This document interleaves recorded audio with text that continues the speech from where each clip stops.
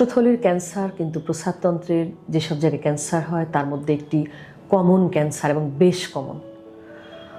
Urologist হবার পূর্ব পর্যন্ত আমারও ধারণা ছিল না যে মূত্রথলিতে এত ক্যান্সার হয়। অন্যান্য জায়গায়ও ক্যান্সার হতে পারে, তবে মূত্রথলিতে অনেক বেশি পাওয়া যায়।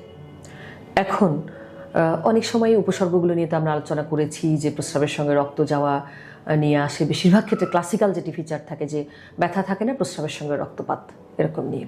কিন্তু আজকে আমি দৃষ্টিপাত করব মেনলি কারণ কী কী কারণে এরকম মূত্রথলিতে ক্যান্সার বা টিউমার হয়।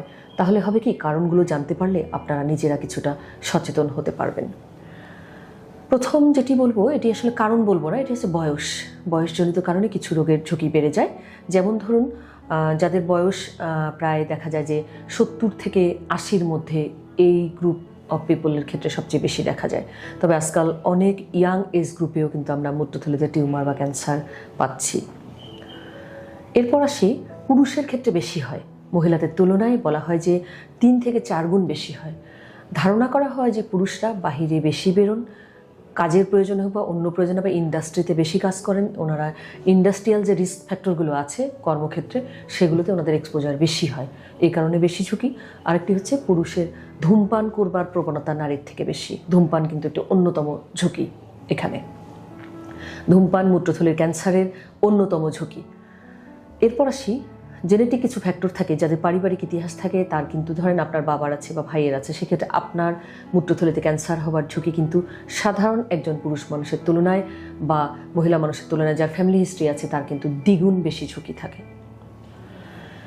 সবচেয়ে বড় যেটি ঝুঁকি, যেটি কিছুটা প্রতিরোধ করবার উপায় আছে আমাদের, সেটি হচ্ছে পেশাগত ঝুঁকি। যারা রং নিয়ে কাজ করেন বা রঙের কারখানায় কাজ করছেন, রাবার ইন্ডাস্ট্রিতে কাজ করছেন, পেট্রোল ডিজেল পেট্রোকেমিক্যাল ইন্ডাস্ট্রিতে কাজ করছেন, তারা কিন্তু মূত্রথলির ক্যান্সার হবার উচ্চ ঝুঁকিতে আছেন। কেন ঝুঁকিতে? কারণ এই যে সাবস্টেন্সগুলো, যার মধ্যে বিটা ন্যাপথ্যালামাইন থাকছে, কেমিক্যাল কিছু থাকে, বেনজিডিন থাকছে, বা আরও কিছু অ্যারোমেটিক অ্যামাইন, অ্যাজোডাই, এগুলো থাকছে, এগুলো হয় কি চামড়া দিয়ে অ্যাবজর্ব হয়ে যায় বা ঢুকে যায় শরীরে, রক্তে চলে যায় আলটিমেটলি, অথবা শ্বাসের মাধ্যমে ইনহেল করি আমরা, শ্বাসের মাধ্যমে ঢুকে গিয়ে এগুলো কিন্তু কার্সিনোজেনিক বা ক্যান্সার তৈরির উপাদান। এগুলো মূত্রথলিতে গিয়ে ক্যান্সার জাতীয় পরিবর্তন আনে এবং আলটিমেটলি মূত্রথলির ক্যান্সার হয়ে যায়। তাই আপনারা কিছুটা ঠেকানোর জন্য হয়তো আমরা গ্লাভস পরে করতে পারি, যাতে রঙের কন্ট্যাক্টে আমার ডিরেক্ট স্কিন না আসে। আমরা মাস্ক ব্যবহার করতে পারি, সেটি হয়তো আপনার অনেকখানি উপকারে দেবে।